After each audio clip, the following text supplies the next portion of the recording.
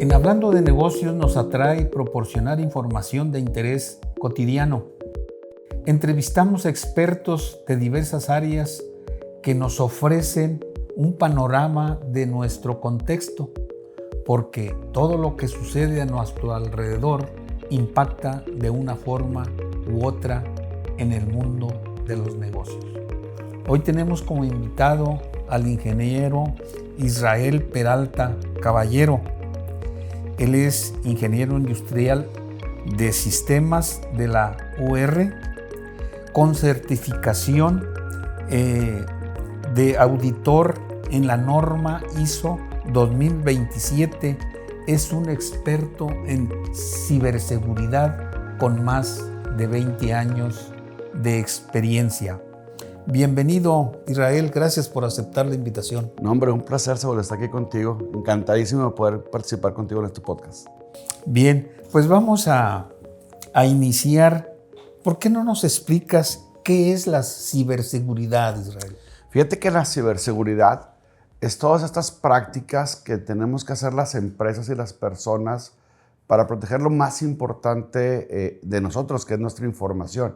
Hablando del mundo digital, claro. O sea, en la parte digital, lo que todos tenemos que cuidar es la información que tenemos. Hoy en día hay un falso entendimiento de lo que es un hacker. El hacker per se no es un criminal. Existen hackers que buscan cómo darle la vuelta a ciertas cosas. Los que son investigadores son hackers que buscan cómo brincarse eso para llegar a un ciberdelincuente. Y hoy en día los ciberdelincuentes lo que buscan es tener acceso a nuestra información para hacer un sinfín de crímenes. Ya. Vaya que sí es una actividad nueva, reciente, ¿verdad? Es algo que está sucediendo mucho ahora por esta demanda de la vida digital. O sea, recordemos que la pandemia nos llevó a crecer mucho el uso de la vida digital. Hoy en día todo lo queremos hacer digitalmente, provocado por ese encierro que nos provocó la pandemia, ¿no? Las empresas migraron a ese tipo de cosas. Y eso provocó que fuera un campo mucho más fértil para hacer robos, para hacer supresión de identidad, para hacer fraudes. Y eso los criminales lo utilizan pues, para obtener información. Cierto. ¿Cuáles son las amenazas cibernéticas más comunes que enfrentan o enfrentamos los usuarios y las empresas hoy en día? Mira, recordemos que el tema de la ciberdelincuencia es obtener información para cambiarlo por dinero. Entonces, a partir de ahí, todas estas amenazas llevan como objetivo obtener esto, ¿no? Cuando hacen un hackeo de un WhatsApp, que es algo muy normal hoy en día, lo hacen para poder luego buscar a los contactos y pedirles dinero a través de una simulación, ¿no? Oye, tengo un problema, tengo una urgencia, no puedo pagar mi tarjeta de crédito, me detuvo la policía, ¿me puedes depositar ahorita rápido? Y entonces la gente, que normalmente somos gente que queremos ayudar, caemos en ese tipo de estafas, ¿no? De poder depositar. La otra gran amenaza que hay es la suplantación de identidad. Cuando yo lleno formatos en línea en el que estoy exponiendo mi información, mi nombre, mi correo electrónico, mi teléfono celular, mi dirección, estoy dando información mía. Y esa información la pueden correlacionar con otras informaciones y a partir de ahí poder ir a un banco y pedir un crédito a nombre mío.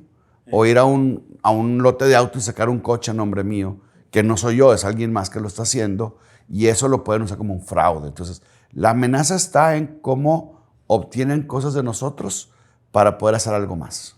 Cierto.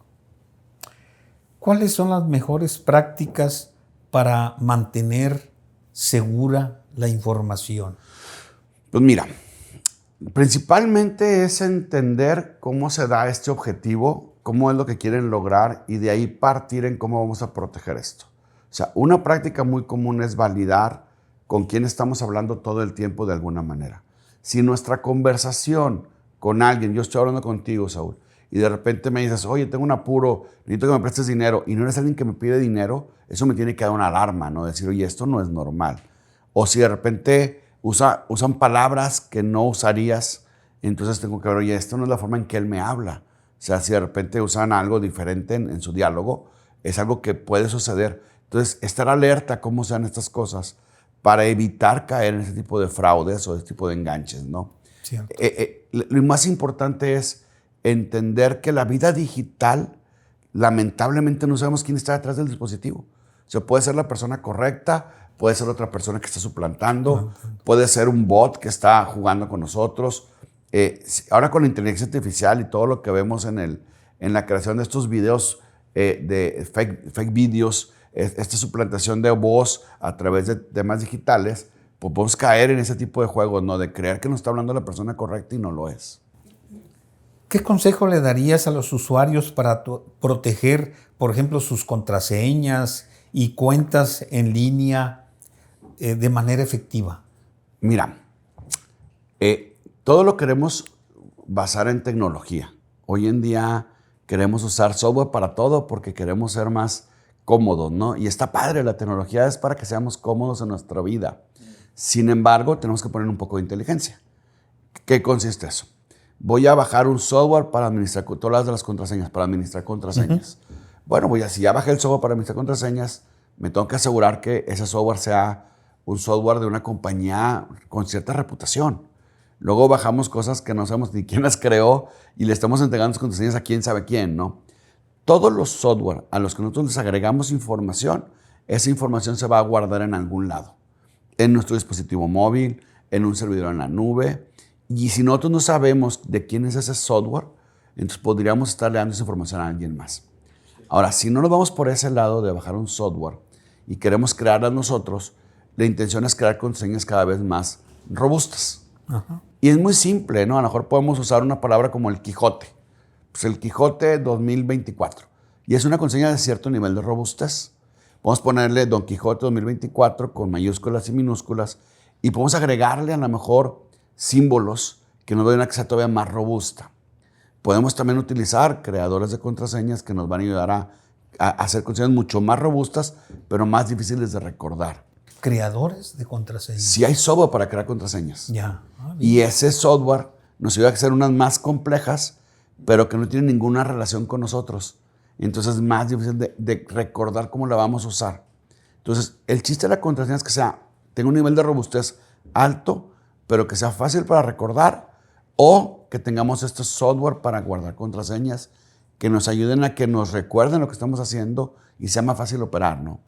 Ya, bien.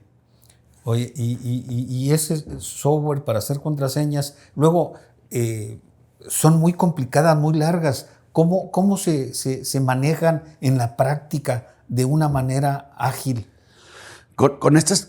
Hay software para crear contraseñas y hay software para guardarlas y administrarlas. Okay. Entonces, el que las administra las va guardando y cada vez que yo regreso a esa aplicación o a esa página web me las va a ofrecer o las voy a poder buscar y pegar. Lo que no debemos hacer es ponerlas en un bloc de notas. O sea, si yo en el bloc de notas pongo facebook.com, usuario israel.peralta, password nube, entonces ya lo tengo en un lugar. Y si ese bloc de notas se compromete porque alguien tiene acceso a mi celular, pues ya va a tener mis contraseñas. Ahora, una máxima es que yo siempre recomiendo es que usemos diferentes tipos de contraseñas para diferentes tipos de servicio. Voy a dar un ejemplo. Si uso Facebook y Twitter, pues la verdad es que si al final postean algo a nombre mío que no es mío, no me va a afectar. Entonces puedo usar una contraseña de un nivel de seguridad medio aceptable. Pero si uso las cuentas bancarias, donde tengo mi dinero, uso contraseñas mucho más complejas para tratar de que sea más difícil que las descifren. Y no las combino. Es más probable que vayan a hackear a Facebook o a Twitter a que vayan a hackear a mi banco. Si hackean a Facebook y Twitter, entonces esa contraseña se va a ver comprometida y si es la misma del banco, la van a poder usar en el banco. O sea, si son diferentes, va a ser más difícil que lleguen a este lugar, que es un lugar donde hay más riesgo de que yo sufra un fraude, que es quitarme mi dinero, ¿no? Entonces, esa es la forma como yo recomiendo usar contraseñas. Tener diferentes contraseñas para diferentes servicios, ¿no? Bien. ¿Nos podrías explicar qué es el phishing y cómo pueden los usuarios identificar y evitar correos electrónicos y sitios web fraudulentos? Sí, fíjate, phishing es una técnica muy vieja para obtener información. ¿Cómo sucede? Te llega un correo en el que te dicen, si tú llenas esta forma, vas a poder accesar a un cupón de descuento para comprar tal cosa. A lo mejor tú quieres comprar un coche y te llega casualmente el correo de que si llenas esa forma, te van a dar un cupón para comprar un coche. O a lo mejor quieres comprar unas donas de tal lugar que es muy famoso y quieres el descuento para ir a comprar donas. No lo sé cuál sea tu necesidad. Ese se llama el motivador. Entonces nosotros llenamos o damos un clic a ese link donde nos están ofreciendo algo que pudiera ser fraudulento. La forma de evitarlo no es no dar clic, porque eso es evitar nuestra vida digital plena, vamos a llamarlo así. Vamos a dejar de estar conviviendo en la vida digital por miedo a que nos llegue un phishing. La forma es validar. O sea, si yo abro el correo y reviso quién me lo mandó, pues debe de venir de algo que se llama dominio. Dominio es lo que está después del arroba. Cierto. Si el dominio es de la compañía que me está ofreciendo el cupón, descuento, promoción, pues puedo seguir, puedo decir bien por esto. Ya pasó la primera prueba. Uh-huh. Pero si el dominio es de un correo raro o es de un dominio raro o no se ve claro, definitivamente no es algo que pueda ser real, ¿no? Cierto. La segunda es el idioma. Regularmente el phishing se usa con traductores, o sea, los phishing no nacen en México, ni nacen en Latinoamérica, a veces salen de Rusia o de India o de China, y los traductores a veces no traducen tan bien la redacción. Entonces, si yo pongo atención a la redacción, me voy a dar cuenta que hay palabras que no son coherentes. Cierto. Y eso ya me da una señal de que no pudiera no ser real. Porque una compañía, digamos que tal compañía muy grande va a sacar una promoción, ellos van a cuidar que la redacción esté bien hecha. Entonces ahí es otro indicio de que no debe ser. Y por último, si yo le doy clic y me lleva, volvamos al dominio, a un dominio que no es el dominio de la empresa, entonces puede ser que no sea un dominio real y no debería de seguir las indicaciones. Cierto. Esa es la forma en la que podemos protegernos del phishing. Muy bien. Gracias, es muy bueno, muy interesante. Está medio... Y está muy elevado también a veces, ¿no? Porque los usuarios normalmente no estamos acostumbrados a esto. O sea, sí, pero hay que... Entrar a la vida digital... Analizar un poco. Hay que tener un poco más de conciencia, ¿no? Cierto. ¿Cuál es el papel de las soluciones de seguridad como el antivirus y el firewall en la protección contra el malware y ataques cibernéticos? Fíjate que vuelvo al tema de decir, queremos que todo se solucione de forma automática. Hoy es que yo tengo miedo y entonces voy a bajar un antivirus. Entonces ahí primero tenemos que validar qué vamos a instalar, ¿no? Podría ser uno, vuelvo al tema de dudosa procedencia, o puede ser uno de una compañía reconocida. El firewall es lo mismo. Oye, es que yo tengo mi empresa y tiene cierto nivel y ya tengo miedo porque ya supe que a tal persona le pasó esto. Está el caso de Pemex, está el caso de Gas Natural, están varios casos de empresas grandes que les ha pasado esto. Y yo tengo una pyme, entonces no quiero que me pase, entonces voy a protegerme con un firewall. Y voy a instalar el firewall. Pero luego no lo hago con el proveedor correcto y no me lo configuran de forma correcta. Y entonces me dejan algo abierto o algo, nosotros le llamamos brechas, se llaman brechas de seguridad. Me dejan cosas mal hechas y resulta ser que tengo una falsa expectativa de seguridad porque sí compré el producto bueno, pero no me lo instalaron bien. Entonces, ¿cómo juega? Juega muy bien cuando lo hacemos de forma consciente y bien hecho. Cuando partimos antes de eso con políticas. Es como tú en tu empresa, tú tienes una política, ¿no? Dices, oye, los empleados pueden entrar a esta zona, pero a esta zona no pueden entrar. Pueden hacer esto, pero esto no lo pueden hacer. Pueden usar el carro de la empresa, pero no pueden irse de la fiesta, ¿no? O sea, pueden usarlo para las vueltas de la empresa. Esas mismas políticas tenemos que poner en nuestro ambiente digital, tanto de las empresas como de las familias. Porque hay un tema con nuestros hijos. Cierto. Si nos sentamos con los hijos y les explicamos lo que pueden y no pueden hacer, entonces les estamos ayudando a tener una conciencia. Y entonces ya las herramientas bien configuradas les ayudan a tomar las decisiones en los momentos de debilidad. Es que yo quiero este cupón, pero me está diciendo el antivirus que ese cupón viene de una página que no es real. Cierto. Entonces ya no me lo brinco. El firewall me lo está bloqueando porque viene de un lugar que no es real. Entonces ya no lo brinco. O sea, nos va a ayudar a tomar decisiones más rápido, nos va a cuidar, pero cuando está bien configurado y tenemos la conciencia correcta de lo que nos está diciendo. No, pues sí tenemos que ser más cuidadosos. Está más complejo de lo que imaginabas, ¿verdad? Sí. Vamos a ponerlo más fácil. ¿Cómo pueden las organizaciones precisamente detectar y responder de manera efectiva a las intrusiones cibernéticas y los ataques de ransomware? Fíjate que ransomware es una técnica de los cibercriminales para secuestrar información. Lo que ellos hacen a través del phishing del que ya hablamos es aventar un archivo para que ese archivo tenga un malware que lo que va a hacer es entrar a las computadoras y secuestrar la información a través de codificarla. Les va a poner un código. Se cuenta que tú lo vas a tener ahí, pero no lo vas a poder ver ni abrir, menos imprimir. Y entonces te dicen, bueno, si tú quieres ese código para quitar esa encriptación o esa codificación, necesitas pagar un rescate. Es un secuestro. ¿Cómo sucede esto? A través de phishing, a través de archivos que nos llegan que no son de nosotros. Es bien común que te dice, hay uno muy clásico, te mandan un archivo y te dicen, su paquete de tal compañía de mensajería no se lo podemos entregar porque usted tiene que llenar esta carta. Y es bien chistoso porque la gente abre la carta creyendo que es una carta real y se pone a llenarla y ese archivo digital trae ese malware que va a provocar que se encripten las cosas. Cierto. Pero cuando vamos con ellos y hacemos esta auditoría, les decimos, oye, ¿y de quién esperabas un archivo? No, pues de nadie. ¿De quién esperabas un paquete? No, pues de nadie. Entonces, ¿para qué lo abres? O sea, si no estoy esperando un paquete y me llega una carta de tal mensajería para que yo reciba el paquete, pues nomás no lo abro. Y con eso corro ese tema, ¿no? Cierto. Entonces, lo que tenemos que hacer es primero tener conciencia de no abrir lo que no nos mandaron. O sea, lo que nosotros no pedimos, no lo abramos. Ahora, cuando ya tenemos el ransomware ahí, o sea, ya pasó ese proceso, ya la persona abrió, nuestro asistente, nuestra gente de logística, cualquier empleado abrió este software, lo que tenemos que hacer primero es reconocer que tenemos un problema.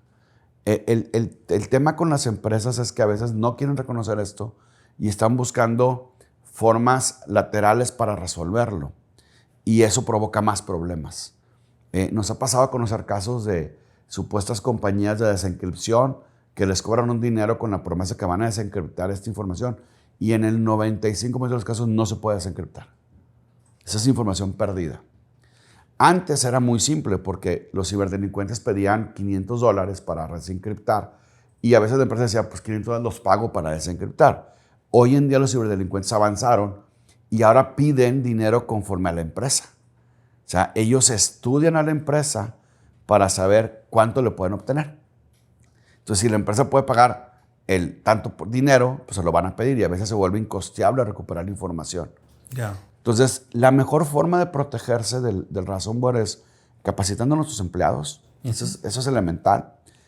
Tener un anti-malware con algo que se llama anti-cryptor, que es un anti-malware que cuando sucede este tipo de cosas lo puedes dar una reversa o dar para poder desencriptar. Y por último, tener lo más importante que van a ser los respaldos, que creo que ahorita vamos a hablar de ellos. Cierto. Justamente, ¿cuál es la importancia de realizar copias de seguridad regulares y cómo se pueden almacenar de manera segura los datos de respaldo?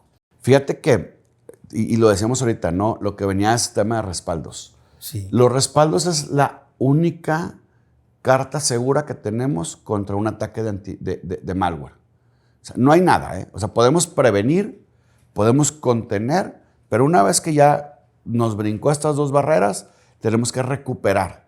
Y la única forma de recuperar es con respaldos. Con respaldos. Y aquí quiero ser muy extenso porque hay una mala interpretación de los respaldos.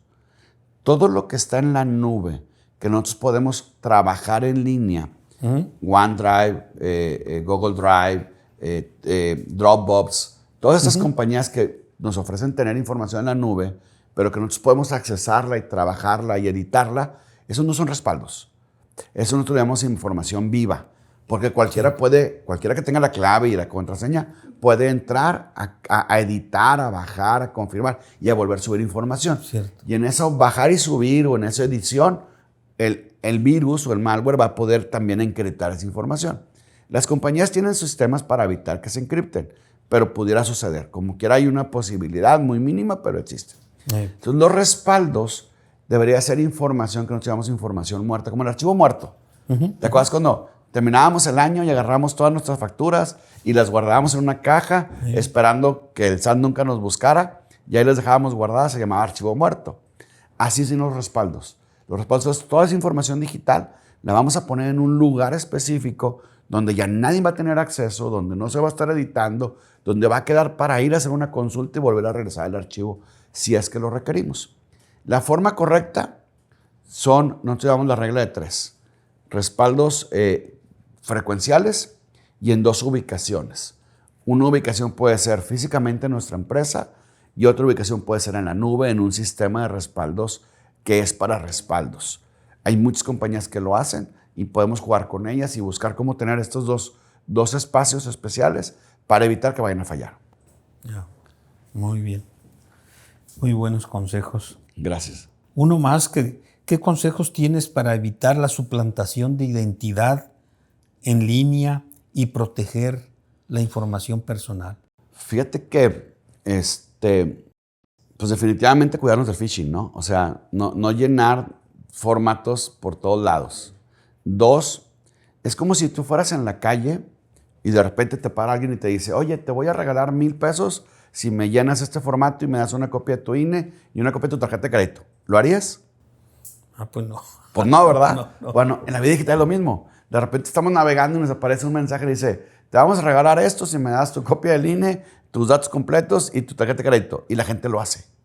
Cierto. Entonces, eso es como lo primero es tener algo que se llama sentido común, que a veces no es tan común, ¿verdad? Pero entender que si en la calle no lo haríamos, no lo vamos a hacer en la vida digital. Yo me acuerdo que había un comercial de protección que decía que no andas en la calle diciéndole a la gente, hoy comí esto, voy a ir a tal playa, voy a hacer esto. O sea, no andas gritando en la calle lo que vas a hacer. Sí. En la calle tú caminas y nadie se entera de quién eres, ¿no? En la vida digital es lo mismo. A veces compartimos de más en Facebook, a veces compartimos de más en Instagram. Ese deseo de tener nuestros 5 minutos de fama nos lleva a dar información de más. Nosotros cuando hablamos mucho, cuando van a regresar a clase los niños en septiembre, que todo el mundo pone, ya se van a la escuela, ya voy a descansar, y la foto de los niños entrando al colegio con los uniformes. Entonces eso está muy mal, porque le estás diciendo a un criminal tu nivel de vida. O sea, no van a secuestrar al niño, pero ya saben que tu hijo va al colegio y que tienes 3. Y entonces, pues si hago las cuentas de cuánto cuesta la colegiatura, ya sé que tienes dinero, ya sé que puede ser un objetivo para tratar de hacer un fraude. Suplantación de identidades, no dar información de más que puedan usar en mi contra para ir a hablar de mí más adelante. Cierto. Buena medida. Ya hemos tratado un poco, pero ¿cuál es la relación entre la seguridad en la nube y la protección de datos sensibles? ¿Qué medidas deben tomar las empresas al respecto? Mira, las empresas estamos sujetas a una ley que se llama la Ley de Protección de Datos en Posesión de Particulares y nos obliga a tener 3 cosas muy claras. Una, que la información de nuestros clientes y de nuestros proveedores y de nuestros empleados esté resguardada de forma en que no pueda ser accesible por un cibercriminal. La segunda es que nos obliga a tener un método para poder borrar esa información si no la piden nuestros clientes, nuestros proveedores o nuestros empleados. Ahora, eso nos lleva a tener esas medidas de las que tú hablas. Tener un lugar muy seguro, y eso significa valorar la información o las empresas que nos dan el servicio. Volvemos al ejemplo de hace rato. Dropbox, Google Drive y OneDrive no son empresas de respaldo, son empresas se llaman para trabajo en conjunto, trabajo en equipo. Son para que muchas personas podamos acceder a verlas. Pero si nosotros no valoramos estas empresas y usamos una que no tenga cierta reputación, pudiéramos estar guardando la información en un lugar no seguro.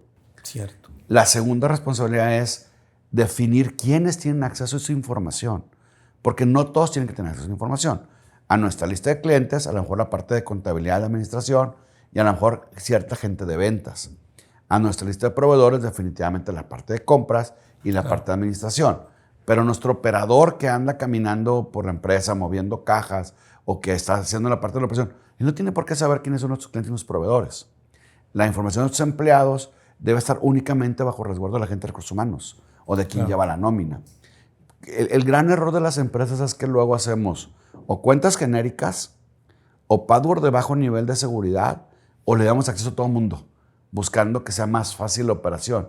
Pero a veces hay que hacer la operación no complicada, pero con cierto nivel de seguridad. Ya. Ahora que citas el password, algunas instituciones bancarias te limitan mucho, por ejemplo, poner una clave, ¿verdad? La contraseña, pues nada más tienes 8 dígitos o Sí. 10, entonces, o sea, no puedes extenderte, o sea, ¿no es muy reducido eso? Pues mira, no, 8 dígitos de un password con cierta complejidad podría ser muy difícil de recuperar para los ciberdelincuentes, ¿no? Es reducido cuando el password es muy simple, ¿no? O sea, ¿qué me topo muy seguido con mis clientes? La fecha de nacimiento de los 3 hijos, o sea, el día de nacimiento de los 3 hijos más el de la esposa más el de él. Ese es un password muy fácil de descubrir. Porque si tú eres un objetivo, para mí, que yo ya vi que en tus redes sociales posteaste que tienes dinero, que te vas de viaje, que vas a Europa, que tus hijos tienen una buena escuela, que tienen negocio, entonces ya eres un objetivo. Entonces empiezo a investigarte. Y a la hora de investigarte, pues voy a saber que tienes 3 hijos y entonces voy a empezar a probar las fechas de nacimiento, los días, los años. Y luego si tú pones ahí el día más importante de mi vida, me casé con mi esposa, pues esa es una fecha importante para ti. Y psicológicamente tú me estás dando información que yo voy a poder usar. Entonces, esa es parte de lo que tenemos que hacer, ¿no? O evitar. Cierto. Bien. ¿Cómo pueden las pequeñas y medianas empresas fortalecer su postura de seguridad cibernética con recursos limitados? Mira, una vez tuvimos una reunión con unos corporativos del área automotriz y me preguntaban eso, me decían, ¿cuánto le tenemos que invertir a la ciberseguridad? Y todos se atacaron porque les dije, el 3% de tu revenue anual, de tus utilidades anuales, al menos el 3%, es un presupuesto que debes destinar a ciberseguridad. En el mundo internacional, lo que se pone a nivel mundial es el 10%. O sea, de lo que tú ganas al año, el 10% debe ser un presupuesto para temas de tecnología y ciberseguridad. Ahora, las pymes, pues obviamente sus montos económicos son más limitados. O sea, no van a tener tanto dinero como una empresa grande. Sin embargo, bajo esta regla van a tener un presupuesto. Lo que sigue es ir a buscar un marco regulatorio para que sea algo con lo que te compares. Por decir, el ISO 27001 es un marco en el que te explica todo lo que tienes que hacer a nivel de ciberseguridad. Y es muy específico, es muy claro. Tiene 16, capítulos en el que te habla de seguridad de password, seguridad de acceso, seguridad de empleados, todo este tema. Y bajo ese marco, si buscas a un experto, te puede hacer una especie de mini auditoría para saber contra ese marco cómo está tu empresa y luego hacer un camino para ver qué vamos a ir mejorando por prioridad.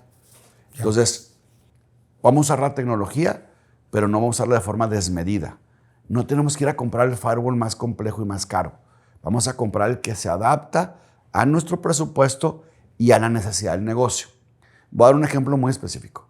Si tú tienes una empresa que vende en Internet, necesitas tener un firewall que soporte las ventas de Internet y que pueda protegerte contra algo que suceda en ese tipo de negocio. Pero si eres una empresa que no vende por Internet, puedes tener un firewall más sencillo que nomás te va a proteger las comunicaciones, que regularmente es correo electrónico, algo de mensajería y algo de documentos en línea. Si tu plataforma de administración, el ERP, no tiene que estar expuesto a Internet porque todo el mundo lo usa en la oficina, entonces busquemos algo que nos limite eso. O sea, no es tan complejo. Lo complejo es encontrar a alguien que entienda cuál es tu forma de operar, cuáles son tus necesidades y adapte eso a un presupuesto adecuado para poner cierta estructura de tecnología. Y lo más importante que yo creo es capacitar a nuestros empleados. Si yo le explico a la de administración los riesgos de compartir información y cuál información es sensible y cuál no, ya tengo a alguien que está cuidando mi empresa desde adentro porque está sabiendo qué no hacer. La principal falla de las empresas es un empleado mal capacitado que le dio clic a algo que no debería haber dado. Cierto. La capacitación es elemental. Elemental. ¿Qué tecnologías emergentes como la inteligencia artificial están siendo utilizadas en ciberseguridad para mejorar la detección y la prevención de amenazas? Voy a explicar, hace muchos años, cuando empezó a haber virus, jugábamos a lo que se llamaba antivirus. El antivirus era un software que en base a listas de cosas que ya sabíamos que eran malas, limitaba esas cosas. Eso luego migró a lo que se llama anti-malware, que es anti-software que hace daño. Y ese software, este nuevo software, que era un software de diferente tecnología, lo que hacía ya era, en base a los códigos, leía los códigos de los archivos y podía determinar si adentro del código venía algo que iba a ser algo indebido. Y hoy en día estamos haciendo algo que se llama EDR, que es, vemos el comportamiento de los archivos y en base al comportamiento podemos determinar si va a ser algo indebido. O sea, cuando nuestro asistente baja ese PDF supuesto de esa compañía, supuesta mensajería, y este software detecta que el PDF está intentando hacer ciertas cosas que ya sabemos que no son lógicas, entonces, o son dañinas o son los criminales, entonces ese software lo detiene. Eso es lo nuevo que hay en el tema de anti-malware, se llama EDR. Y vamos a migrar al tema de inteligencia artificial. Hoy en día ya tenemos inteligencia artificial en cierto software para poder predecir desde dónde, por decir, ¿de dónde llegó el correo? No, pues llegó de este dominio que es raro. ¿Qué trae el correo? Pues trae un archivo que es de este tipo. Entonces la inteligencia artificial ya va a poder decidir si toda esa combinación de datos es algo malo y le va a avisar al usuario, esto es malo, no lo abras. Ya, muy bien. ¿Cómo pueden los usuarios identificar y protegerse de las estafas en línea como los esquemas de inversión fraudulentas? Y esa es bien compleja, porque viene de un motivador bien interesante. O sea, hay falta de recurso económico, la gente está desesperada por tener más dinero, por conseguir dinero rápido para poder pagar una deuda, para comprar una medicina, para algo. Y entonces dentro de esa necesidad psicológica de poder subsanar esta necesidad económica, entonces somos muy propensos a abrir lo que sea. Y ahí es donde empieza el problema, ¿no? Porque tenemos que empezar por entender que yo no estoy en contra de que pueda haber cosas gratis. Yo creo que hay cosas gratis en la vida, pero tenemos que cuidar dónde la estamos viendo. Lo que dijimos hace rato, de dónde viene, quién nos lo recomendó. Yo les digo siempre, agarren el teléfono y marquen. O sea, si me llega una promoción de tal tienda departamental en que dice que me van a regalar algo por dar mis datos, oye, estoy viendo tu página de esta promoción, ¿es válida o no es válida? No, no es válida, gracias. Y ya, nos evitamos el problema, pero a veces nos aceleramos y... Yo voy a platicar una historia. Yo una vez caí en una, O sea, me desperté y siempre me despierto y después de dar gracias a Dios por despertarme y por estar aquí, agarro mi celular. Esa es una manía que ya tengo, ¿no? Y veo un anuncio que decía, aplica para tu tarjeta de bienestar, literalmente, y te vamos a dar 25,000 pesos. Y a mí me llamó la atención nomás por entender cómo sucedía esto. Le pico y entonces llegó un formato donde me pedían los datos.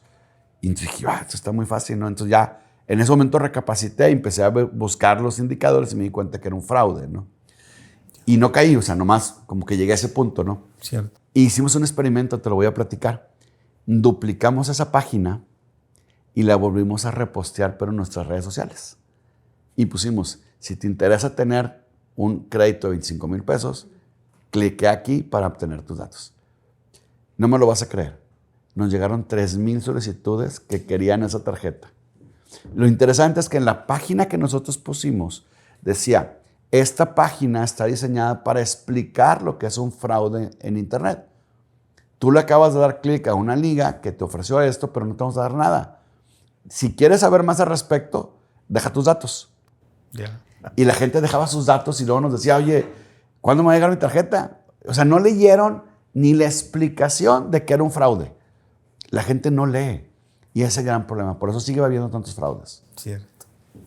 Sí, tenemos que ser más cuidadosos. Más cuidadosos en lo que leemos y lo que hacemos. Por eso los esquemas funcionan. Oye, ¿qué medidas de seguridad deben implementarse en dispositivos móviles como smartphone, tablets, para prevenir esos ataques y robos de datos? Un anti-malware un sistema de protección de virus. Eso ya es elemental en esta época. Tenemos que hacerlo. Para los niños hay unos que se llaman... Hay uno para niños que a mí me gusta mucho, que es de Google, que es Family Link, que con ese puedes, el papá monitorear lo que el hijo hace, lo puedes limitar muchísimo. Usar, cuando estamos fuera, que creo que viene más adelante, lo vamos a platicar ahorita, pero cuando estamos en aeropuertos o en Starbucks y eso, con el tema de las redes inalámbricas, usar VPNs. Esto sí es muy complejo. O sea, no, pues es que él sí sabe porque está en la tecnología, pero si le leemos un poquito y le entendemos la funcionalidad, vamos a vivir una vida más segura. Cierto. Sobre todo en el tema digital, que es donde hoy en día todos estamos en la vida digital. La pandemia nos llevó para allá y hay cosas muy buenas. Mis papás ahora viajan a través de la vida digital. Ellos visitan países porque se meten a las páginas, ven el país, ven las fotos, ya están planeando su siguiente viaje, sabiendo dónde van y sabiendo qué quieren ver, y podemos hacer hasta una agenda para un viaje desde la vida digital. Ahora, yo no sé si lo han probado, pero ChatGPT le puedes decir, voy a estar 3 días en Roma, dame un plan de 3 días y te dice qué hacer los 3 días y qué visitar cada día. Y eso nos da muchas ventajas. Ya no es como antes, que viajábamos y si el guía sabía qué onda, pues veíamos cosas. Si el guía no sabía, nos quedábamos en hotel encerrados, ¿no? Cierto. Bien.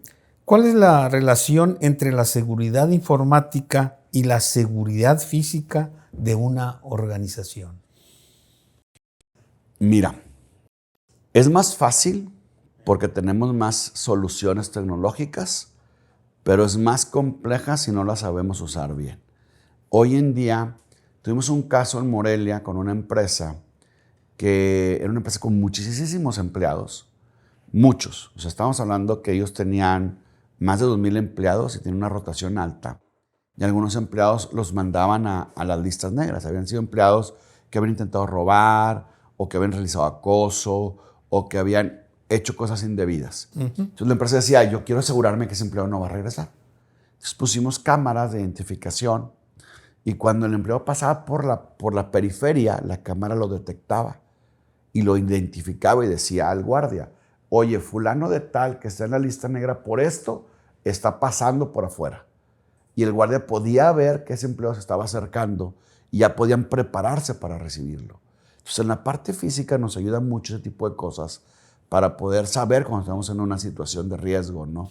En la parte de las cámaras. En la parte de accesos, podemos tener accesos a ciertas áreas con cosas muy específicas que nos van a permitir cuidar esto. Simplemente nuestras empresas tienen un valor adentro, ¿no? Entonces, todo esto nos ayuda a cuidarnos, ¿no? Bien. Una pregunta más. ¿Cuáles son los desafíos y las soluciones en la protección de datos en el entorno del Internet de las cosas? Internet de las cosas es un capítulo muy extenso. Déjame aclarar que la ciberseguridad se divide en más de 13 dominios. O sea, hay 13, como si fuéramos doctores, hay 13 especialidades de ciberseguridad, ¿no? Internet de las cosas tiene un dominio muy específico porque es una tecnología que viene emergiendo y que se ha usado de forma muy desmedida. Te voy a dar un ejemplo. Uno de los robos más grandes a un casino, según yo en París, fue a través de un termómetro digital de una pecera que habían comprado en un mercado de Internet de las cosas, y los ciberdelincuentes entraron a ese termómetro. Del termómetro brincaron a la red inalámbrica, y de la red inalámbrica brincaron a la red, y de ahí lograron entrar a las cuentas y lograron robar dinero. Está en Internet, es un robo que sucedió en un casino, según yo, en París, a través de un termómetro. En nuestras casas tenemos Internet de las cosas. Hay un caso de una persona que compró una cámara para vigilar a su hija desde el trabajo, y alguien secuestró la cámara y le hablaba a la hija por la cámara y le decía que era Santa Claus y que si quería regalo ese año tenía que romper la televisión. Entonces, el tema de Internet de las cosas hay que tener cuidado, hay que saber cómo usarlo, hay que poner protección en nuestras casas. Tú hablabas del firewall, del antivirus, no nomás para las empresas. Ya hay dispositivos caseros en los que ponen un pequeño firewall y ese firewall está monitoreando nuestra red casera y puede resolver ataques. Pueden buscar en Internet, hay varias marcas, no son nada caras. Creo que uno cuesta como 3,000 pesos ya con la red inalámbrica y todo. y nos puede ayudar a proteger nuestras casas. Entonces, y la otra, estar pendiente de lo que sucede en nuestras casas, ¿no? Si de repente se prenden y se apagan las luces, no son los fantasmas, es que alguien pudo haber hackeado nuestros dispositivos electrónicos de apagadores, y lo que tenemos que hacer es hacer una limpieza de credenciales. Ahora, las contraseñas es la parte más débil de nuestra organización. Si la contraseña no es segura, pues estamos entregando nuestra organización a quien sea que pueda descifrar una contraseña. Ya, cierto. Bien. ¿Qué estrategias recomiendas, aunque ya hemos hablado un poco, para educar a los niños y adolescentes sobre los peligros en línea y la seguridad en Internet? Los niños, nosotros bueno, y particularmente a mí ha sido algo con lo que he trabajado mucho. Me gusta mucho trabajar con niños. Llevo muchos años hablando con este tema. Y es algo muy, muy especial porque, sobre todo los adolescentes, estamos en la época en la que somos rebeldes, no le hacemos caso a papá y a mamá y queremos que sabemos todo, ¿no? Entonces, lo primero que tenemos que hacer con ellos, en mi personal punto de vista, es tener un acercamiento muy, muy, muy franco de lo que puede pasar, sin alarmarlos, sin meterles miedo, pero sí tenemos que en su idioma explicarles los riesgos en los que están enfrentando en la vida digital, ¿no? Hemos tenido casos de sexting, de roaming. Sexting es cuando un niño se sexualiza por un tercero o por él mismo. ¿Qué significa esto? Que se empieza a tomar fotos de cierta forma en la que está exponiendo. Y growing es cuando al niño ya le piden cosas específicas a nivel sexual. Yeah. Y lamentablemente esto está creciendo muy rápido. Hemos tenido casos de niños a los que se les pide, o sea, alguien le dice, tómate fotos de tus partes y mándamelas, y empiezan con un proceso de enamoramiento. Hemos tenido niños que han sido secuestrados porque en su interés los logran abordar. Hubo un caso de una chica que jugaba ajedrez y quería ser la mejor ajedrecista de México y iba a ir a un campeonato internacional, y un adulto se le acercó diciendo que era un maestro de ajedrez que le podía enseñar, y a través de eso la pudo sacar de su casa, invitarla a un parque y de ahí secuestrarla, y fue recuperada luego en otro estado, ¿no? Entonces a los niños tenemos que hablarles muy claro. Luego sigue poner tecnología. Hablamos hace rato, les decía, la revolución de Family Link les va a ayudar mucho con tecnología a ver lo que está haciendo en su celular, pero sin que sea invasivo. Lo peor que puede pasar es que yo regañe al niño por hacer algo.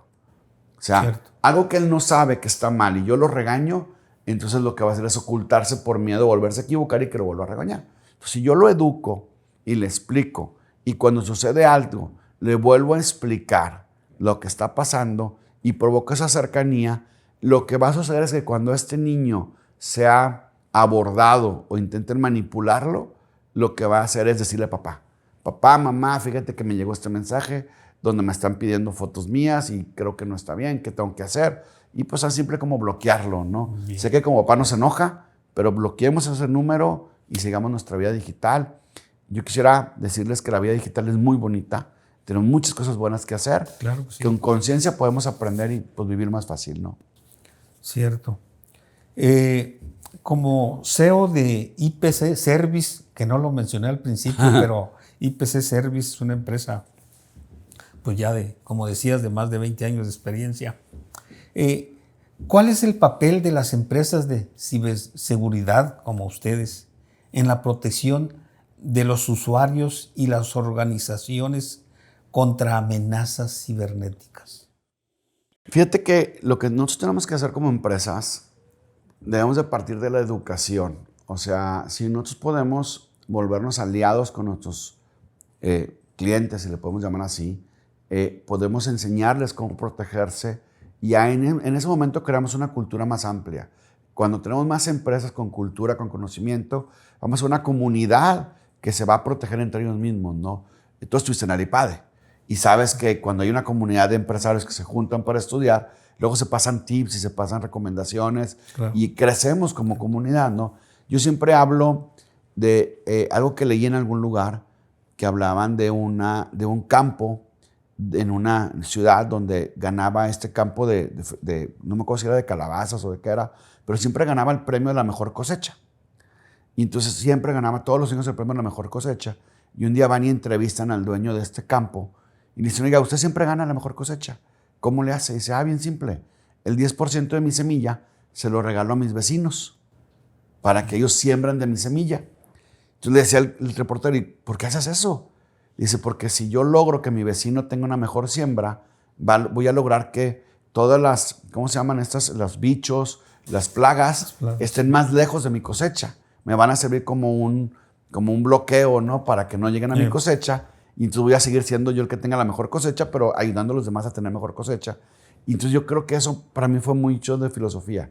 Si yo logro que mis compañeros con los que trabajo tengan el mismo conocimiento que yo, vamos a lograr impactar a más gente, vamos a tener una comunidad más segura y vamos a poder hacer que esto realmente sea un mundo digital seguro para todos, que eso es lo que estamos buscando al final, ¿no? Bien. Gracias, Israel. Estamos a punto de terminar. Ya se nos pasó un poco más de lo previsto el tiempo, pero ¿tendrías algo que agregar que no tratamos ahora? Pues la verdad es que creo que tratamos todo. Traías un chorro de preguntas y abordamos muchos temas. Agradecerte por la invitación. La verdad es que me lo pasé muy bien. Espero que esto le sirva a tu comunidad, a tus escuchas, a los que nos ven. Sí. Y lo que yo diría es, vivamos una vida digital segura, no tengamos miedo. No es mi intención que alguien se vaya con miedo hoy y diga, estamos en muchos riesgos. No, la verdad es que es muy simple.